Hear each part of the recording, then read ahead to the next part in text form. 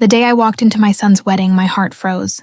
Baby, I never imagined I'd see him standing there with a bride I thought I knew all my life, but I didn't. Every piece of trust I had felt like it shattered in that golden-lighted hall. And what happened next?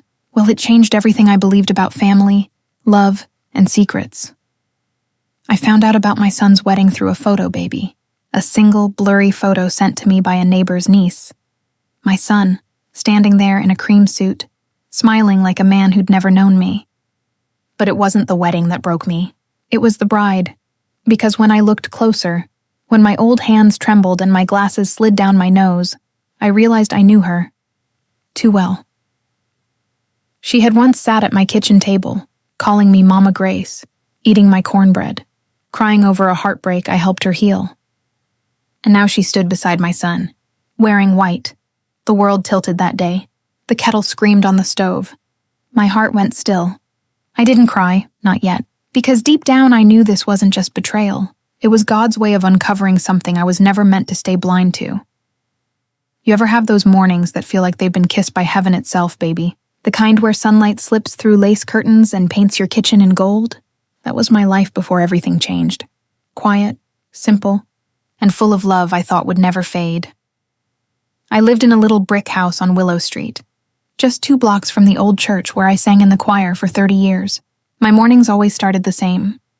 Gospel playing low on the radio, coffee brewing rich and dark, and the faint sound of wind chimes dancing outside my window. The world felt soft back then, like it was holding me gently. My son, Daniel, used to fill that house with laughter.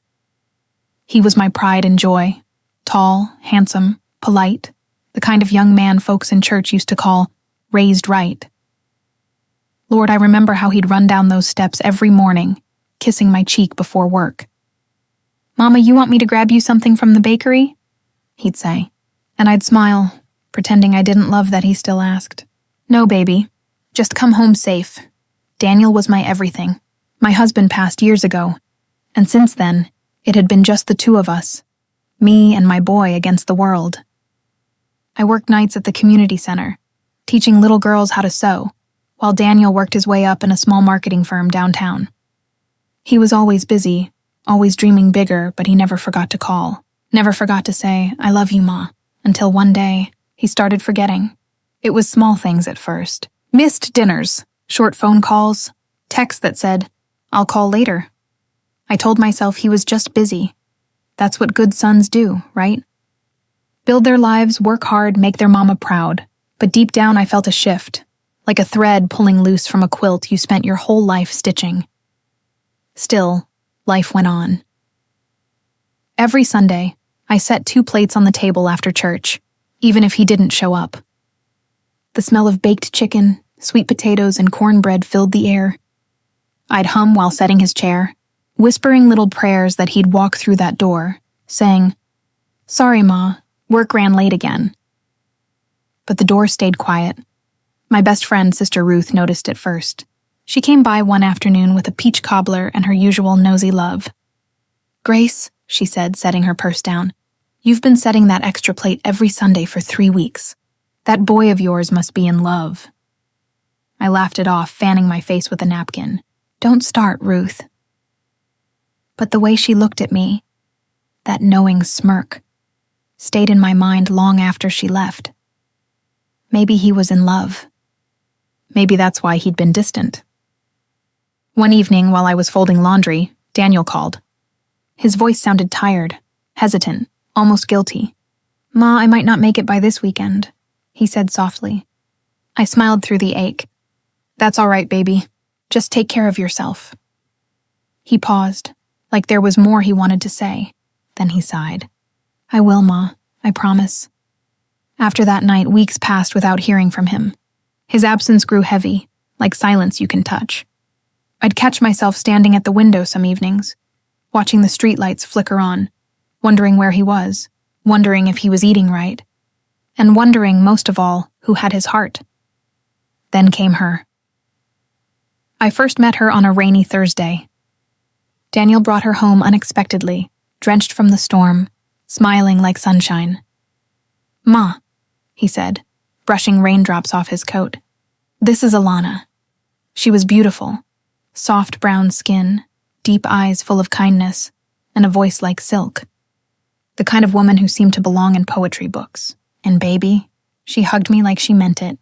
"Oh, Mama Grace," she said, laughing gently. "Daniel talks about you all the time.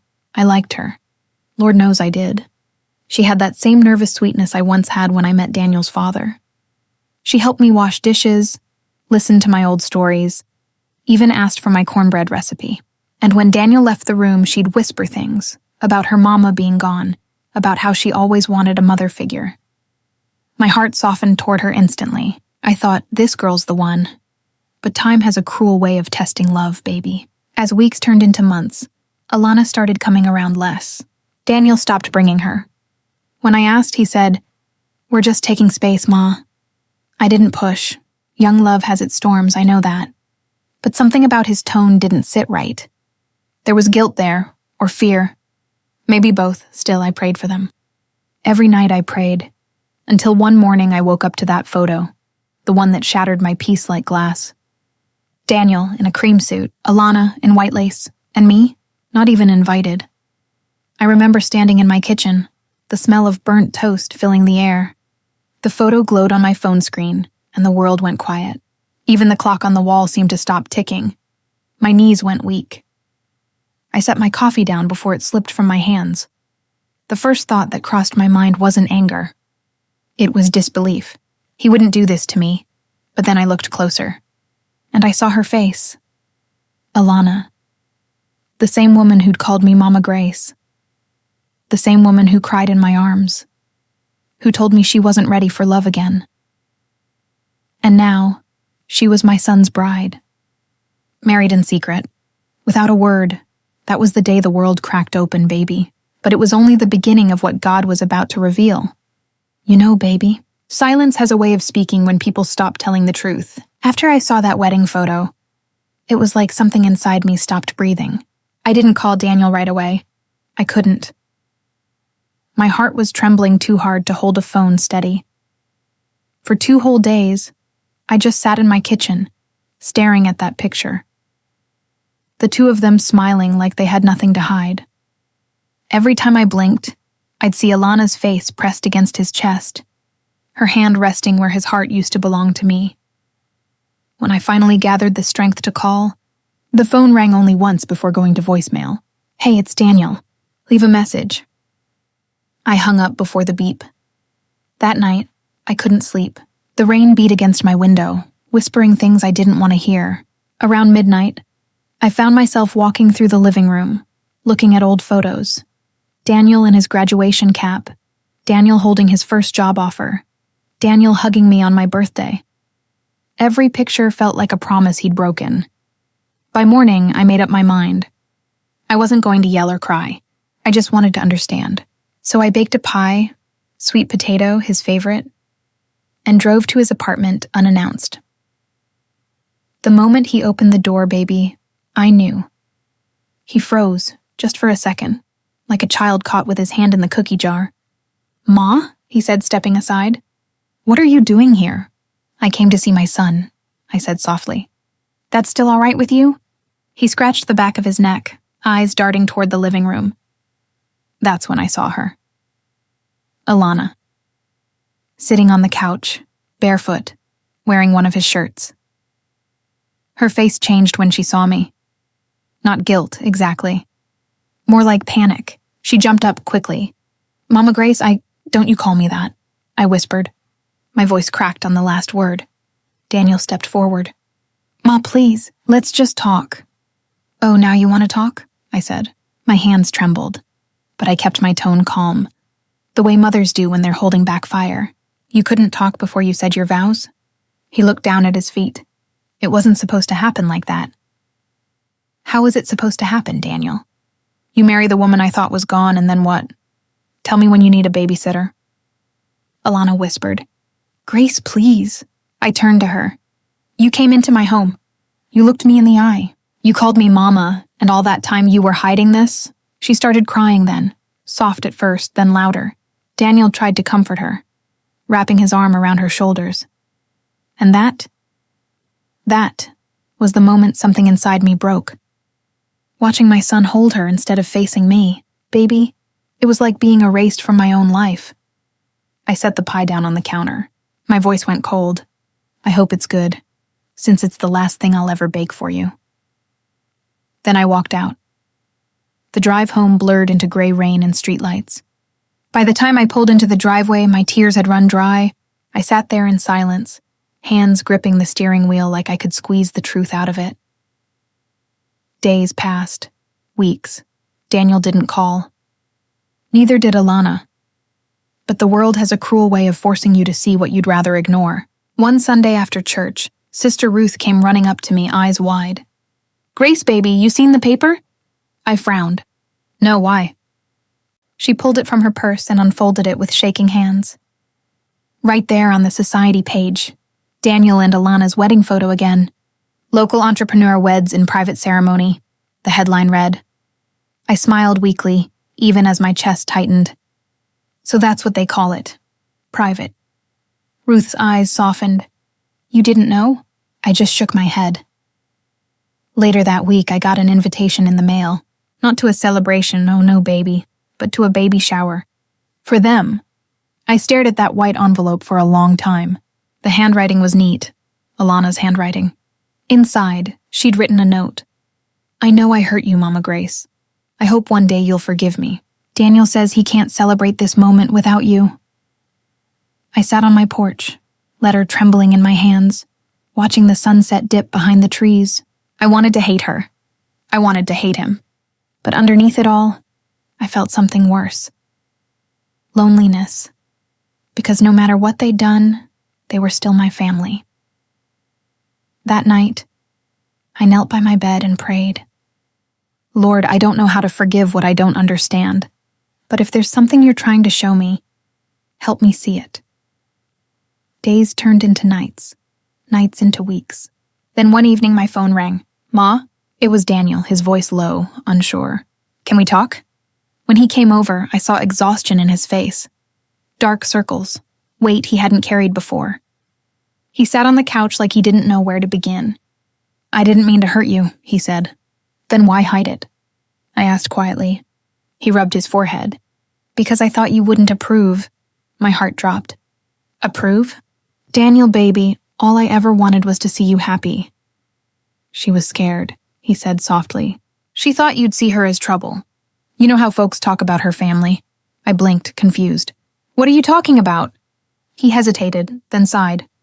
"You remember when I told you about that old coworker of mine? The one who went through a lot as a kid?" I nodded. "That was Alana." The air in the room went still. He continued. "She didn't lie to you, Ma. She just didn't tell you everything. Her past, it's rough. She's been through things you wouldn't believe. We didn't hide it to hurt you. We just wanted a fresh start." I stared at him for a long time, the clock ticking softly behind me. My anger started to shift. Not gone, but cracking like ice beneath warm water. Still, something inside whispered that this wasn't the full truth. Because when a person truly wants a fresh start, baby, they don't erase the people who love them most. When he left that night, I watched his car disappear down the road, taillights glowing red against the darkness. And for the first time, I realized this wasn't just about being left out. It was about something deeper, something he wasn't telling me. As the crickets sang outside and the night folded around my house, I whispered to myself, "Lord, whatever this is, don't let me find out too late." Little did I know, baby, the secret I was about to uncover. It wasn't just about love. It was about betrayal. Baby, let me tell you, nothing prepares a mother for the moment she realizes the person she raised, the one she believed would never break her heart, has been living a secret life right under her nose. I still remember that day like it was yesterday. The air was thick with the scent of freshly cut grass and wedding flowers from my cousin's garden, where Daniel had invited me to celebrate together. I thought it was just a small family gathering, the usual hugs, soft chatter, and maybe a slice of cake. But when I stepped through that archway, I froze. There she was. My son, my baby boy, and beside him, Alana, My niece. Yes, my own sister. They were laughing softly, holding hands as if the world belonged only to them. And in that instant, the walls of my chest collapsed. My stomach turned. My legs felt like they were carved out of stone. I could hear the distant hum of conversation, the clinking of glasses, the soft strains of a string quartet. But none of it touched me. I was in a bubble of shock, betrayal, and disbelief. I remember gripping the edge of the gate, nails digging into the metal until they bled. I wanted to scream, to run, to collapse. But instead, I just watched. My heart thudded in my chest like a drum in some cruel ritual. Alana caught my gaze first. Her eyes widened. Surprise, guilt, maybe even fear. She whispered something to Daniel, and he looked over at me. "And baby?" He smiled, a smile that belonged to someone who knew he'd crossed a line he could never uncross. "Mom," he said, voice light, almost teasing. I took a step forward, every muscle trembling. "Daniel, tell me this isn't real." He laughed softly, like a man who thought the pain he caused was a joke. "It's real, Mom. I mean, we're happy, aren't we? Happy." My chest tightened at the word. Happy. How could they be happy when they had stolen from me what I never thought I would lose? My trust, my love, my family's unity. I took another step. "Alana." "My sister, how?" My voice was a whisper. My knees threatened to buckle. She stepped forward cautiously, as if testing the waters of my wrath. "Grace, I cut her off, voice rising but controlled, sharp and clear. Don't you dare try to explain. Don't say you didn't mean it. You knew what you were doing. Both of you. You knew this would break me." Daniel stepped closer, reaching out. "Mom, baby, please." I shook my head violently. "Don't call me that. Not anymore." My hands were shaking so badly I almost dropped the gift I had brought. A small box with a necklace. Something to celebrate a wedding I thought I would bless, not mourn. I threw it to the ground. Glass shattered. A sharp metallic ping echoed, and for a second, time froze. The shards reflected the sunlight, glittering like tiny shards of my heart. Alana gasped. Daniel's face paled, and me? I felt nothing but the hollow ache of betrayal. I took a deep breath. My voice, when it came, was calm, icy. "You two have turned everything upside down. You've lied, schemed, and pretended that I wouldn't notice. But I saw. I always see." They both looked at me with a mixture of shame and defiance. But baby, I wasn't done yet. I had to make them understand the depth of the pain they caused. You laughed together. You held hands like nothing mattered, like I was invisible, like my heart, my love, my sacrifices meant nothing. I paused, my throat tight. "Do you know what it feels like to be erased from your own family?" Alana's shoulders shook. "Grace, I didn't think—" I raised my hand, stopping her. Don't you dare speak. There are no excuses big enough to cover this. There's no apology that could stitch the holes in my chest. Daniel tried again. "Mom, baby, we love each other." I laughed bitterly. Not a joyful laugh, a laugh that tasted of tears unshed. "Love? You call this love? Hiding, lying, taking what's mine? Baby, love doesn't do this. Love doesn't erase the people who raised you. Love doesn't betray in daylight while smiling in my face." They were silent now. I could see the realization dawning on Daniel. For the first time, the arrogance in his eyes faded. But it didn't bring me relief. I turned and walked to the garden. The scent of roses, freshly watered, was suffocating. I wanted to claw my own heart out, to scream at the sky. But instead, I knelt by the stone bench and let the tears fall. Slow, hot, unstoppable. The wedding continued around me. Laughter, clinking glasses, music, all muffled, distant, unreal. Every smile they shared stabbed me like a knife. I stayed there for hours, watching, listening, feeling every betrayal as if it were a physical wound. My hands, covered in dirt from the garden soil, trembled. My knees hurt. My heart hurt worse. By the time I returned inside, both Daniel and Alana had disappeared. "Gone to celebrate privately," they said. "Baby." That phrase echoed in my mind like a cruel joke. Private. They had taken everything private from me.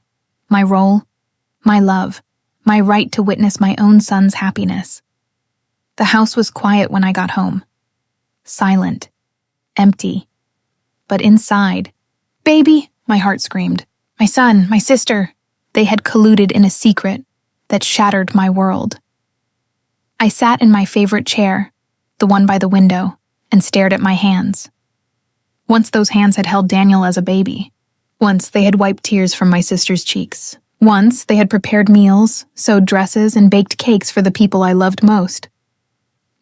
Now they felt useless, powerless. I prayed, baby. I prayed until my throat ached. Lord, show me the truth. Help me find the strength to face what's coming. Protect my heart, but let me see. Days passed in a blur.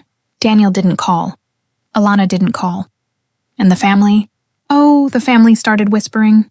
Faces averted. Invitations stopped coming. Birthday cards went unopened. I was alone in my pain, forced to reconcile with betrayal I never thought I would see. Then one afternoon a letter arrived. No return address, elegant handwriting. My heart skipped. Grace, we know we hurt you. We never meant to make you feel this way. Please understand that love sometimes takes paths we never see coming. Alana. I held it in my hand, baby, trembling. My first instinct was to tear it up, to crumple it and throw it in the fire. But I couldn't. Something about the words whispered that there was more to uncover, that there were truths still buried beneath the lies. I folded the letter carefully and set it on the table. My gaze went to the window. The light was fading, golden and sorrowful, and I realized this wasn't just a betrayal of love. It was a test of my heart, a challenge to my faith, to my patience, to my very sense of self. Baby, let me tell you, I knew the next steps would be the hardest. Confrontation was coming. Justice, or at least the chance to reclaim my dignity, was near. But first I had to survive the heartbreak, the storm before the calm. That night, I sat on the porch, blanket around my shoulders. The world was quiet, the wind whispered through the trees, and somewhere in the distance a church bell tolled. Each chime reminded me that life goes on, that even when the people we love betray us, the sun still rises. And as I closed my eyes, I whispered softly, Lord, give me strength, give me wisdom, give me the courage to see the truth and rise from this pain. Because, baby, I knew the moment of reckoning was coming, and when it did, it would change everything. Baby, after that day at the garden, after seeing my son entwined with my own sister like some cruel, forbidden story, I didn't know how to breathe. Every morning the sun rose, casting golden light over my home, but I felt nothing but cold shadows in my chest. I sat in the same chair by the window, the one that used to be my sanctuary. My hands rested on my lap, trembling slightly, and I could feel the emptiness in every fiber of my being. The walls of the house, once full of laughter and warmth, now seemed to lean in, silent witnesses to my shattered trust. I thought of Daniel as a boy, tiny fingers wrapped around mine, trusting me completely. I remembered teaching him to ride his bike, the way he would run to me when he fell, his tears always soothed by my arms. And now he had become a stranger, someone who could betray so effortlessly. The evenings were the worst. Baby, the quiet pressed against me like a suffocating blanket. The kettle whistled in the kitchen, and I couldn't bring myself to make tea. The aroma of coffee, usually comforting, now reminded me of mornings shared with a son I no longer recognized. Memories of Alana came unbidden. I could see her face, smiling, innocent and knowing at the same time. My sister. My heart recoiled at the thought. The betrayal wasn't just deep. It was layered, complex, impossible to untangle. I prayed constantly. My voice shook, whispering into the empty room. Lord, why? Why them? Why this pain? How do I forgive when the ones I love most have broken me so completely? I closed my eyes, feeling tears course down my cheeks. They were hot and endless, each drop carrying a fragment of my grief. The house grew colder. I walked from room to room, touching objects, trying to anchor myself. My son's old toys sat in the attic, forgotten reminders of innocence lost. The dresses I had sewn for my sister decades ago hung in the closet, a testament to love and care now tainted by betrayal. Baby, sleep became a stranger. I would lie awake at night, staring at the ceiling, replaying the day in my mind. Each detail more vivid, more painful. The way Daniel's eyes had looked when he realized I had seen them. The laughter shared between them, light and careless. My heart would twist with every memory, a relentless ache that no prayer could fully ease. Food lost its taste. The comfort of routine felt hollow. I would sit at the kitchen table, tracing the wood grain, feeling its grooves beneath my fingertips. But there was no solace. The scent of baked bread, once comforting, seemed foreign. Even the sunlight streaming through the windows no longer warmed me. It mocked me. Friends reached out, baby, but I couldn't speak. How could I tell them that my own son and sister had betrayed me so completely? How could I put words to the ache that lived in my chest, to the loss that had hollowed my home? They would see my face but never know the storm inside. And then, the whispers started. Family members who knew but pretended not to. Questions like daggers. Have you spoken to Daniel? Is everything okay? I could barely nod. My voice refused to carry the truth. I was alone in my pain, even surrounded by people. I found myself wandering the garden at night, tracing the edges of the flower beds Daniel and I had planted together when he was small. Roses bloomed, fragrant and red, a cruel contrast to the blood I felt in my veins. I knelt in the soil, my fingers digging into the earth, and for a moment, I allowed myself to scream silently. My breath came in ragged sobs, but the night swallowed them, leaving only the echo of betrayal. I thought about the future. How could I face Daniel again? How could I even look at my sister? The thought of confronting them felt impossible, terrifying. And yet something in me stirred, a tiny flame, faint but alive. I didn't know if it was anger, resolve, or the remnants of love I still carried, but it reminded me that I was still here, still breathing, still capable of moving forward. Baby, I also realized that grief isn't just sadness. It's a teacher, and this pain, it was teaching me lessons I didn't want, but needed to learn. About trust, about boundaries, about the fragility of human hearts, about the strength it takes to stand, even when every bone in your body wants to collapse. Days blurred into weeks. I began journaling, writing down my thoughts, my memories, my prayers. Words became a lifeline, a way to pour out the hurt without hurting anyone else. I wrote letters to Daniel I would never send, pouring my anger and sorrow onto the page. I wrote to Alana too, asking questions I would never receive answers to. The act of writing, baby, was like breathing again after months underwater. Even in this storm, I found small comforts. The sound of rain tapping against the windows. The soft warmth of a blanket around my shoulders. The smell of coffee in the morning, once again offering a tiny spark of solace. Life didn't stop. It demanded that I continue, even if my heart was broken. One afternoon, I sat by the window, watching children play in the street. I thought of Daniel at that age, laughing, chasing after life with unrestrained joy. And I cried, not just for the past, but for the truth I had to face. That love can betray, that family can wound, and that forgiveness is a journey, not a switch. I began to meditate, baby, focusing on my breath, feeling each inhale and exhale. I reminded myself that my strength didn't come from anyone else. It came from within, from the God who had carried me through every trial, from the woman who had endured heartbreak and loss before, and from the quiet, resilient heart that refused to be crushed completely. Evenings became a time of reflection. I would sit with my Bible, reading passages that reminded me of love, justice, and patience.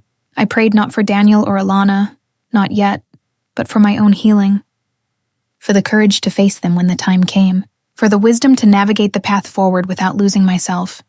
Baby, the deep pain doesn't vanish overnight. It lingers.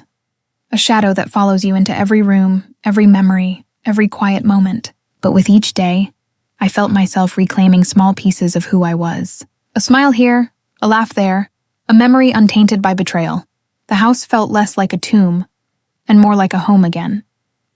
And in those quiet moments, sitting by the window, letting the golden light wash over me, I realized something vital. I may be wounded, but I am not broken. The betrayal may have cut deep, but my heart, my spirit, still beats, still dreams, still hopes. Baby, the storm is darkest before the dawn. And I knew, somewhere deep inside, that the dawn was coming. A time when I would face Daniel, face Alana, and face the truth with strength, dignity, and grace. Because pain, no matter how sharp, teaches us. It molds us, and sometimes it leads us to revelations we never imagined. I closed my eyes, listening to the world outside, the wind, the birds, the soft hum of life continuing, and whispered softly, "Lord, carry me through this. Let me rise from this heartbreak wiser, stronger, and ready to reclaim my life." Baby, after weeks of sitting in silence, letting grief wash over me like relentless waves, something shifted inside me. I woke one morning, the golden light spilling into the living room, and I felt it. A quiet but undeniable awareness that I could no longer stay lost in sorrow. I had been drowning in the betrayal of my son, my sister, and all the whispers and questions that haunted my home. But now, the fog had lifted just enough for me to see things clearly. I began to reflect, not with the raw ache of anger, but with the cool, sharp lens of truth. I thought of Daniel, not the man who betrayed me, but the boy I had raised with love and care. Could it be that beneath his mistakes, he was still capable of remorse? Or had he truly become someone unrecognizable? I had to know, and more importantly, I had to understand my own heart before facing them. I pulled out an old family photo album. The smell of aged paper and fading ink filled the room. I traced my fingers over the images. Daniel as a toddler, laughing with innocence.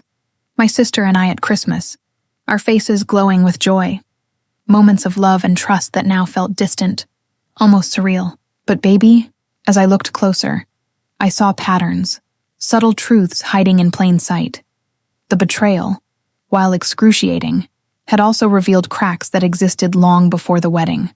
There were moments I had ignored, small signs of disconnection, of secrecy, of ambitions and desires that didn't align with honesty. Not that this excused what happened, baby, but it helped me understand that life is complicated, that people carry shadows we sometimes fail to notice until they explode into our lives. I wrote letters, careful, deliberate letters to both Daniel and my sister. I poured my pain onto paper, baby, not to accuse, not to shame, but to clarify my own emotions. In the letter to Daniel, I asked questions I feared to voice aloud. Why hide this from me? Did you fear my disapproval, or did you simply not care? I demanded honesty, not for punishment, but for understanding. The letter to my sister was different. I confronted her betrayal, yes, but also explored the complexity of love and loyalty. I reminded her of the years we had shared, the bonds we had formed, and how easily those bonds had been broken. I asked for the truth, not excuses, and for the first time, I felt a subtle, simmering power rise within me. A sense that I could demand clarity without losing myself in anger. I began speaking to myself in the mirror each morning. Baby, it sounds strange, but I needed to hear my own voice, strong and unwavering. Grace, I would say, you are more than their choices. You are wisdom, strength, and dignity. You will not be crushed. You will not crumble. And when the time comes, you will speak. You will act, and you will rise. The words became my armor, my declaration of resilience. And then, the moment of revelation arrived in a way I hadn't anticipated. Daniel left a voicemail, hesitant, shaking, trying to explain. I listened, every word twisting like a knife. Yet beneath the faltering excuses, there was truth. Fear, regret, a glimmer of the sun I had known, perhaps still buried somewhere under layers of mistakes. Baby, hearing it made my chest tighten. But it also reminded me that people are capable of change, if they recognize their wrongs and take responsibility. I realized, too, that my own response mattered more than anything they had done. I could stew in despair and let this betrayal define my remaining years. Or I could reclaim my story. I began mapping out what confrontation would look like, not as an act of vengeance, but as an act of truth and dignity. I envisioned the scene in my mind, words measured, eyes steady, heart firm, yet open to what might emerge. Baby, I started preparing myself spiritually as well. I prayed for clarity, for strength, for the courage to face not just Daniel and my sister, but my own emotions laid bare. I meditated on forgiveness, not for their sake, but for mine. I wanted to face the situation with grace, ensuring that whatever came next, I would remain whole. The house began to feel less like a tomb and more like a sanctuary.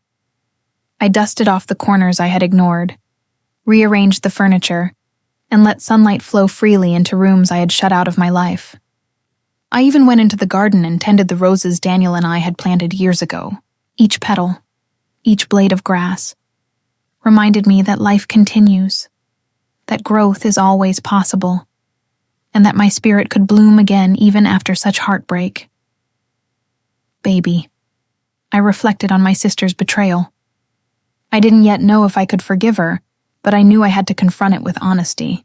The anger that had been my constant companion began to transform into discernment. I could see her as a flawed human, capable of mistakes, and still separate that from the love I had once held for her. This realization gave me power. It freed me from the suffocating grip of resentment. I also began preparing for the practical side of life.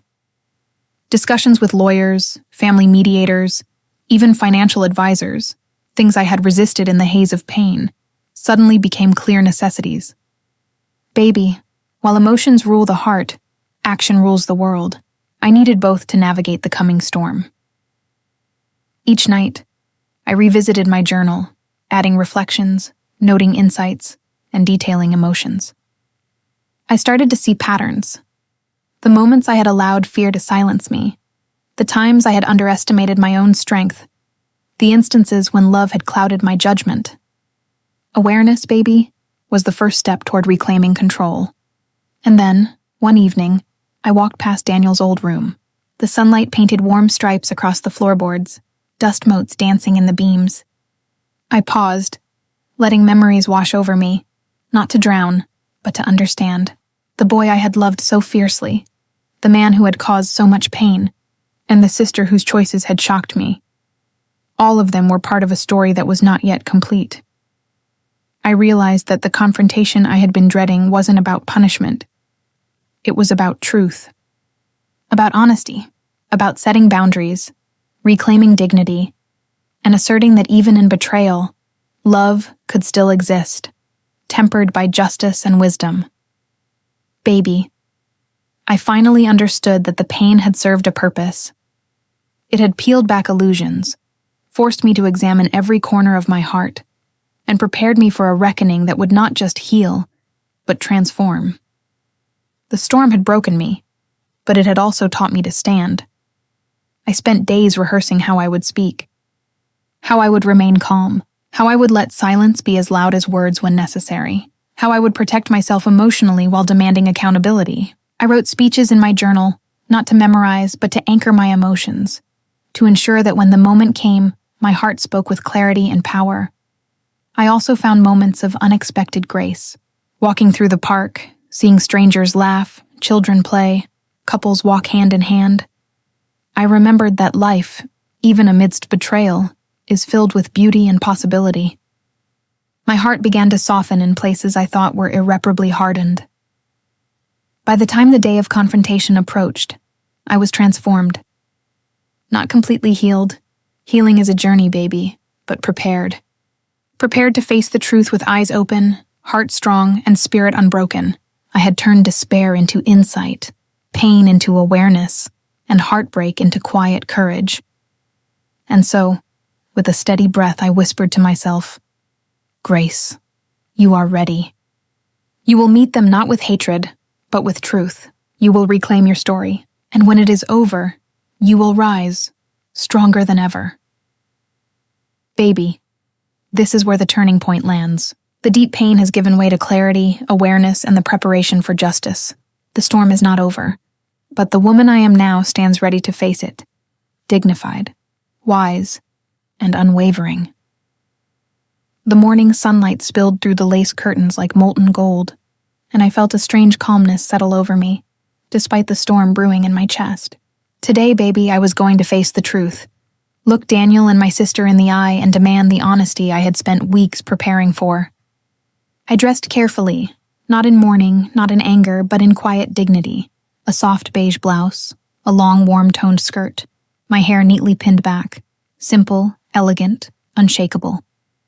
I had rehearsed every word, every pause, every breath.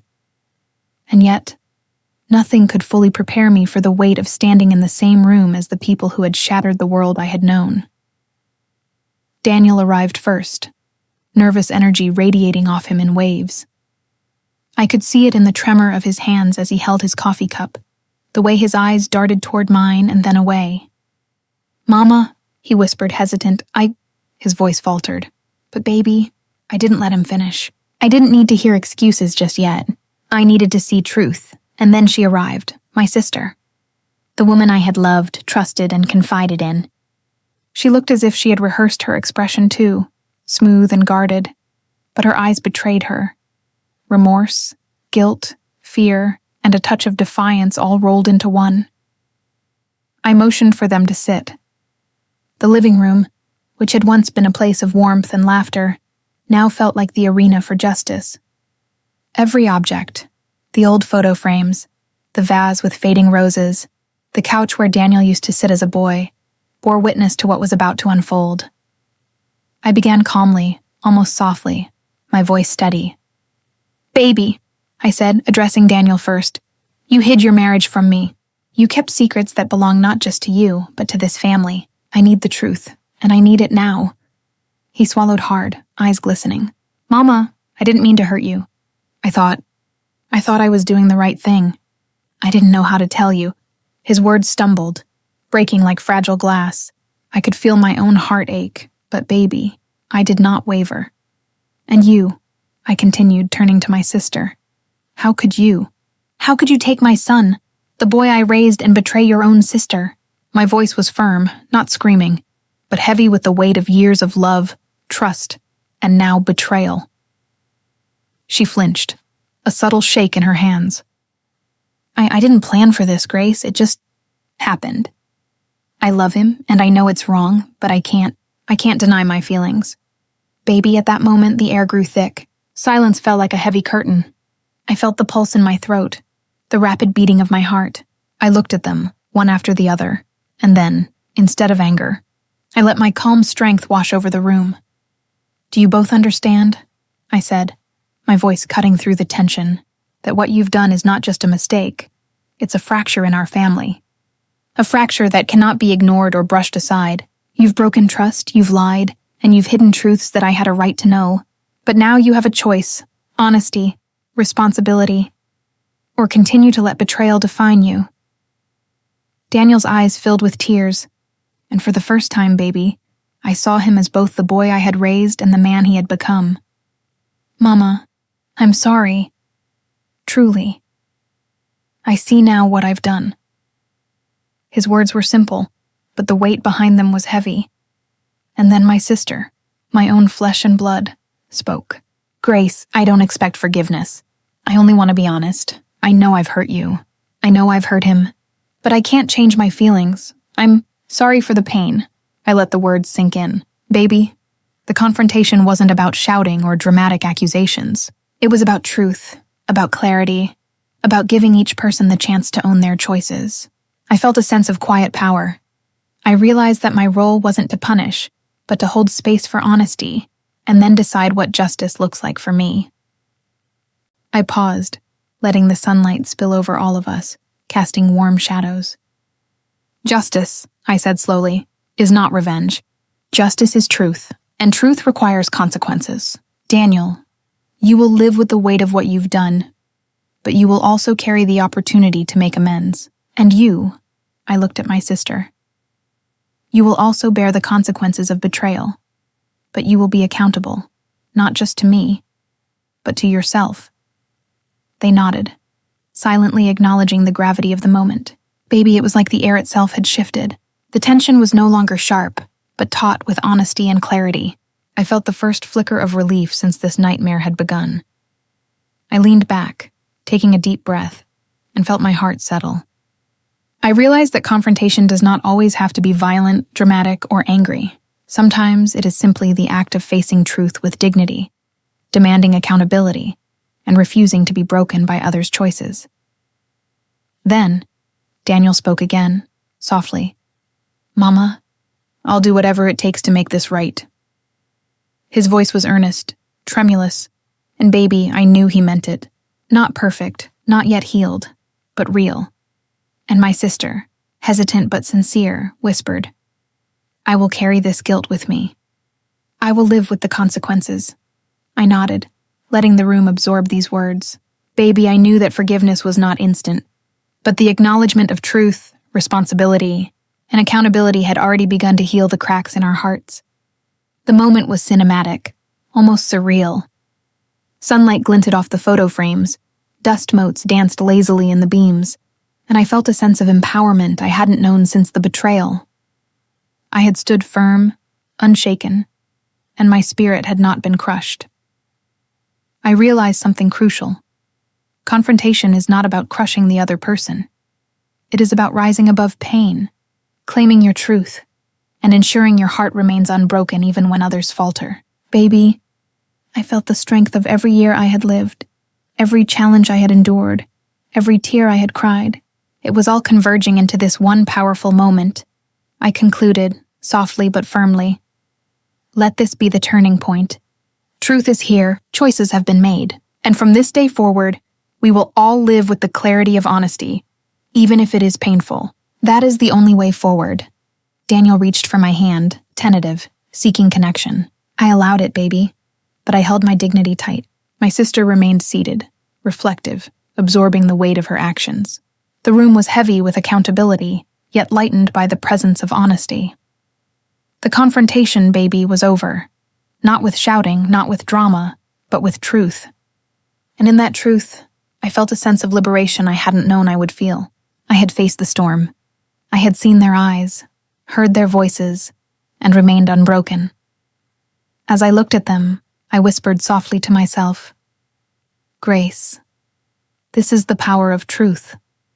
This is the strength of dignity. You have not lost, you have only grown. And from this moment, the story moves forward. Baby, justice isn't always about punishment. Sometimes it's about clarity, honesty, and standing firm. And in that room, with sunlight spilling over us like gold, I realized I had reclaimed my power.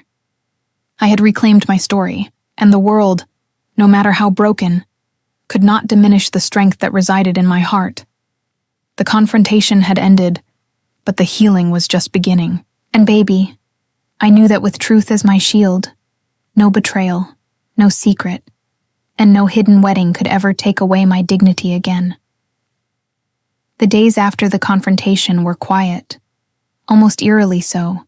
The house no longer echoed with tension, but the silence carried its own weight. A soft, contemplative hush, like the pause after a storm. I spent mornings by the window, letting the golden sunlight spill across the worn wooden floor, dust motes dancing lazily in the beams. Baby, I would sit there for hours, my hands folded in my lap, feeling the warmth of the sun on my skin, and the weight of reflection pressing gently against my chest. I thought about the confrontation, about the storm we had weathered. My son, my sister, and I, we had faced truths that could never be undone. Yet in facing them, a subtle shift had occurred. The air felt lighter, and my heart, though tender and bruised, began to steady. I understood now that healing wasn't a single dramatic moment. It was a series of quiet choices, small acts of self-respect, and the courage to let go of what could not be changed. I began with myself. Baby, it wasn't easy. Every time I passed my son's room, or glimpsed my sister in the hallway, memories of betrayal tugged at me. But I reminded myself, pain does not have to define you. I lit candles, brewed coffee, and settled into rituals that reminded me of my own worth, my own peace. I spent time in the garden, watching the early flowers bloom, the birds dipping and diving in playful arcs. Life, baby, persisted outside the walls of my hurt, and I needed to join it again. Daniel approached me one afternoon, hesitant but hopeful. "Mama," he said, "I've been thinking. I want to make amends, not to erase what happened, but to honor you, our family, and myself." I studied him, the way he avoided my gaze, the tremble in his hands, the sincerity in his voice. I nodded slowly, letting my heart decide. Baby, I said softly, healing takes time, not just words, but I see your effort. Let it guide you. We began small. Conversations over cups of tea, shared moments in the kitchen as I cooked, laughter hesitantly returning as Daniel helped with chores and errands. The tension that had once wrapped the house in a suffocating grip began to loosen, replaced by cautious warmth. Baby, it wasn't perfect, but the cracks were being filled with honesty, accountability, and small gestures of kindness. And then, one golden evening, my sister came to sit with me on the porch. She didn't speak at first. We watched the sun dip behind the horizon, painting the sky with amber and rose. The silence between us was not heavy, it was contemplative, reflective. After a long pause, she whispered, "Grace, I am truly sorry for the pain I caused. I can't undo the past, but I want to learn from it, and I want to honor you as my sister." I placed a hand over hers, feeling the warmth and vulnerability. "Baby," I said gently, "forgiveness is a gift, not for them, but for you. You cannot heal while holding the weight of resentment in your heart. I forgive you, not because I forget, but because I choose peace." We sat there as the sky turned deep indigo, stars beginning to twinkle. The air was fragrant with the promise of renewal. Baby, I realized that healing was not about erasing pain, but about embracing life again despite it, about choosing to grow, to love, and to trust, even when the world had shown its sharpest edges. Over the next weeks, life settled into a new rhythm. I found myself laughing again, softly at first, then more freely. I entertained friends for tea, took long walks in the garden, and wrote in my journal, pouring thoughts, reflections, and lessons learned onto the page. Every stroke of the pen was a step toward reclaiming my joy. One afternoon, as I dusted the living room, my eyes fell on the family photo wall. Faces of my parents, my siblings, my children, all frozen in moments of love, innocence, and connection. I paused, baby, and realized something profound. Life is fragile, love is complex, and betrayal, though piercing, cannot diminish the essence of what is true. My family was not perfect, but it was mine, and I had survived. I began to host small gatherings, allowing Daniel and my sister to participate in creating moments of warmth and connection. Baby. The laughter returned, soft and hesitant at first, but growing with each shared memory. We celebrated birthdays, anniversaries, and simple afternoons with tea and storytelling. Slowly, the house felt like home again. Not the home I had known before, but a home shaped by honesty, resilience, and grace. Evenings became my sanctuary. I would sit in the armchair by the window, a blanket over my knees, the fading sun painting the walls in shades of gold and amber.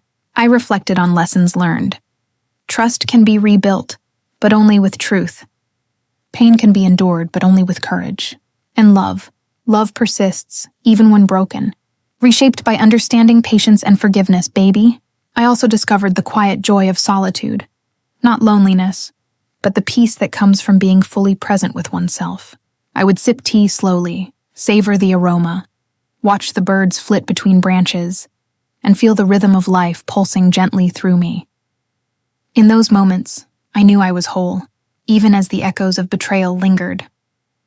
One day, Daniel came to me with a letter he had written, carefully folded. He had poured his heart into words, acknowledging every misstep, expressing gratitude for my guidance, and promising to honor the bonds we shared. I held it close, feeling a wave of pride and love. Baby, that letter symbolized more than apology. It symbolized transformation, accountability, and the promise of healing. And my sister, too, found her own path. She sought counseling, reflected on her choices, and began to make amends in ways that were meaningful and sincere. Watching her struggle with accountability reminded me that growth is often born from pain, and that redemption is a journey, not a single act. Months passed, baby, and slowly, peace settled over our household like a gentle fog. The wedding that had once been hidden, the betrayal that had shaken me to my core, all became parts of a larger story. A story of resilience, dignity, and the enduring power of love. I realized in the quiet, reflective moments that life does not always unfold as we expect. People make mistakes, hearts are broken, and trust is tested. But grace, real grace, means we rise above pain, nurture our own spirit, and allow healing to take root. Baby, I felt that grace in every heartbeat, in every soft ray of sunlight, in every act of forgiveness I extended. And in that moment, as the sun dipped below the horizon, painting the sky with gold and rose, I whispered to myself, Grace, you have endured. You have survived. You have healed. And now, life, in all its imperfect beauty, belongs to you again.